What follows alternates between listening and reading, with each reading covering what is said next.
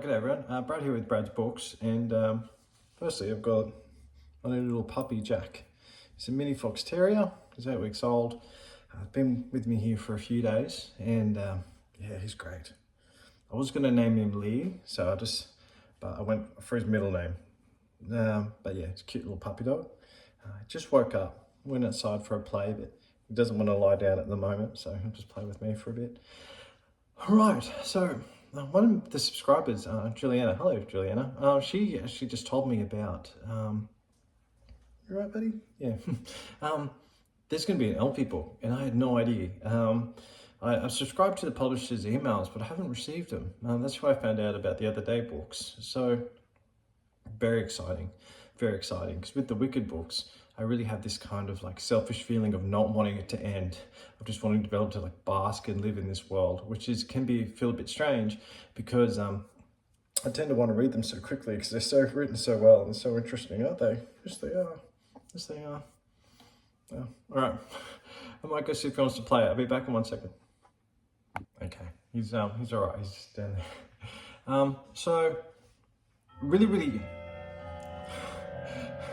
Haven't had a whole lot of sleep the last few nights with Jack, but he's doing well. He's doing really well. So, where was I? Yes. So I hadn't heard about this book, but I'm very excited because I really enjoyed the Wicked books and the Another Day series. And then when it ended, even though it was quite satisfying, I was quite sad that we're going to leave this world and potentially not come back to it. So the fact that we can go back to it and find out more is really super exciting.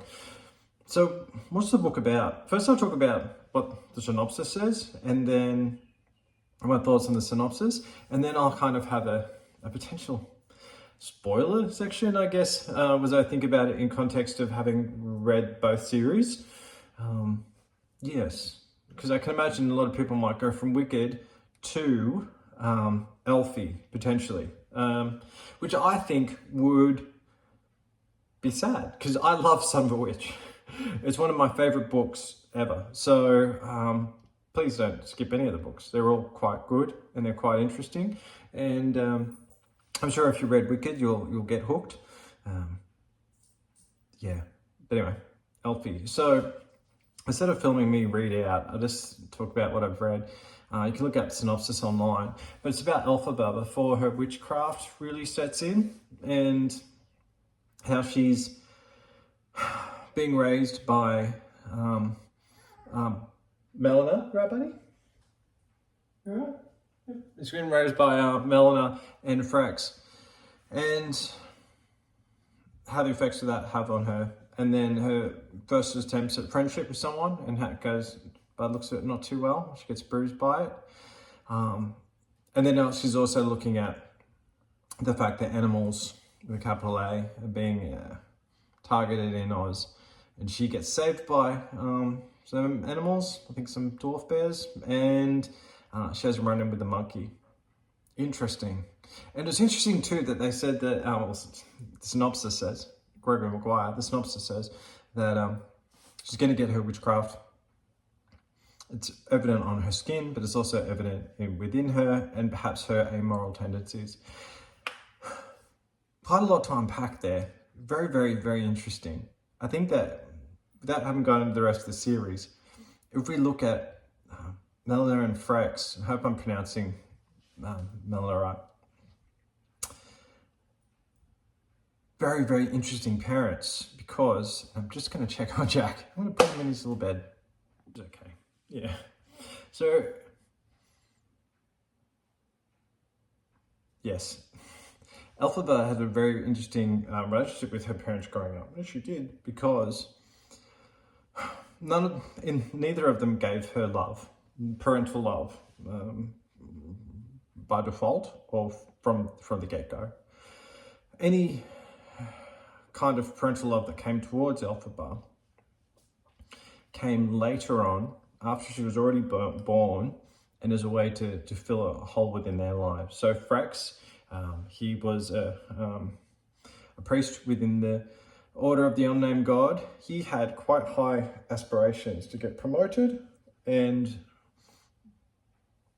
her position in Oz, power, wealth,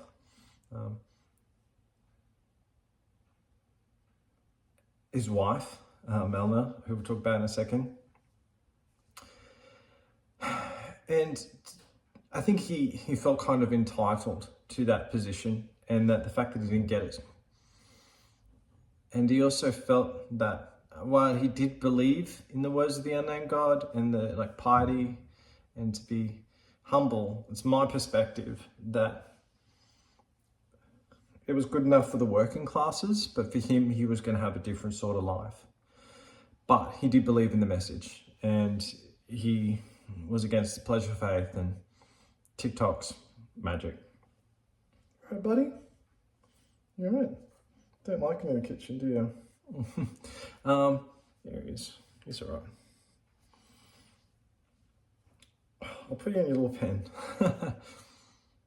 So it was only after he was really ostracized by the community that he was preaching to that he felt lost, that he felt his ambitions were not going to be met. He no longer had the respect of the community. He really kind of turned to Elphie and gave her an opportunity to be his daughter and to have love, kind of like default. I've lost everything, my ambition, the respect of my peers. I'll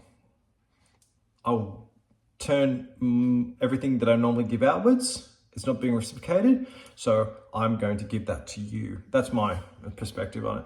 And then with Melna, she lived a life where she had privilege, position in society guaranteed for her through the line of eminent throat. She had gentlemen callers constantly. She had expectation on her life, almost like Glinda, you can imagine. But Glinda, from what we've seen, she has these expectations that she's going to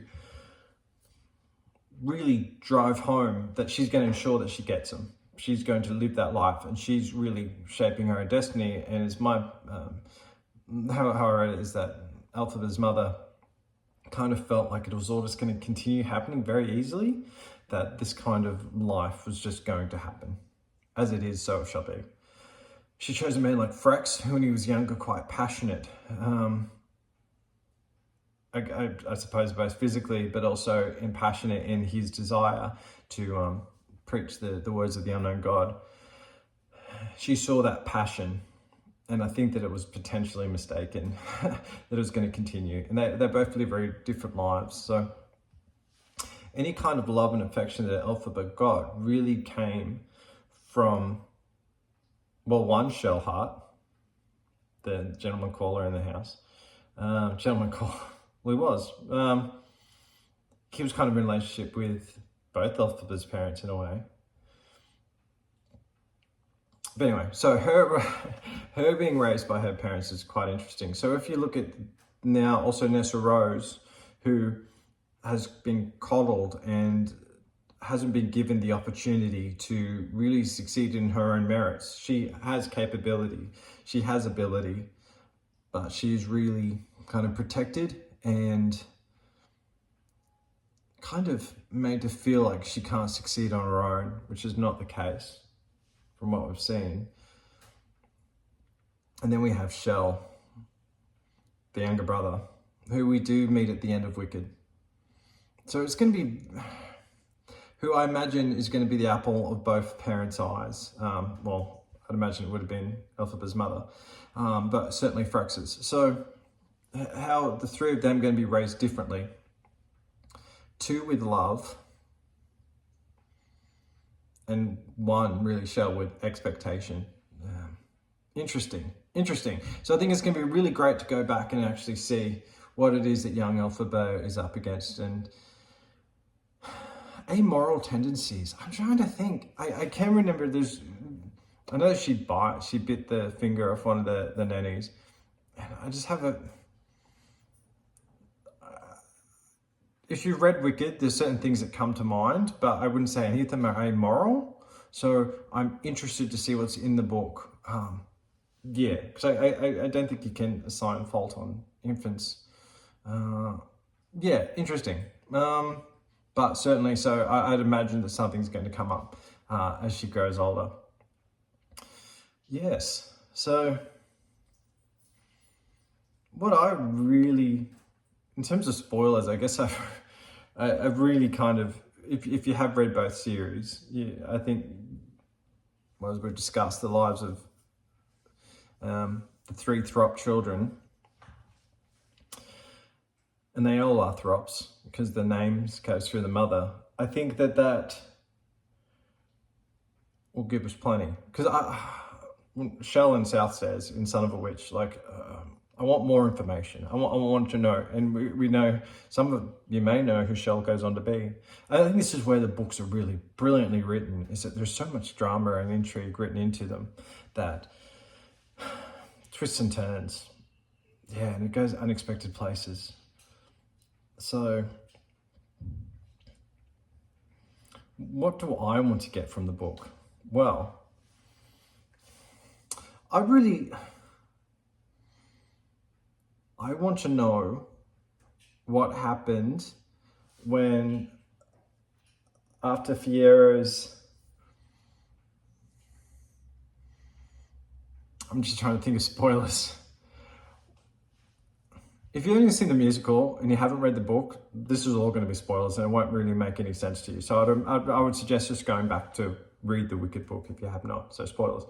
After Fiero's death and before Lee is born, and Elphaba is in a kind of state where she had no idea if the boy is hers or not, and she gives no real indication to him if he is hers or not. I would love to know what's going on there. I would love more information. I would love to see what Elphaba's ideas on motherhood are, because look at the mother that she turned out to be, circumstantial.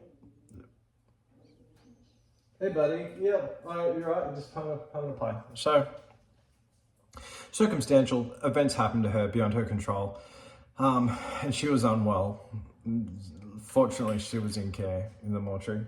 So, but I'd like to see that when she was a child growing up, her thoughts on her own mother and her thoughts on motherhood. What is the correct form of motherhood?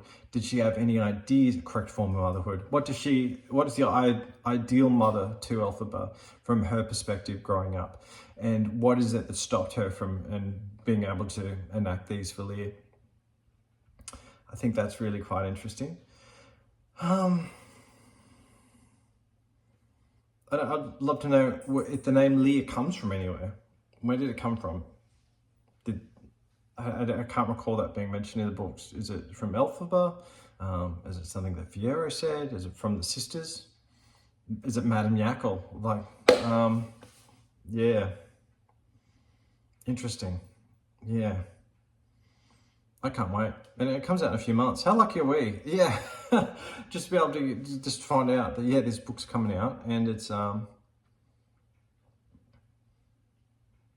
going to take it nice and slow because I get so excited that I just speed through it, and that doesn't work well for me. So I need to slow down and just kind of like bask in the glory of the world of Oz that Gregory Maguire has created for us, and how lucky we are for that.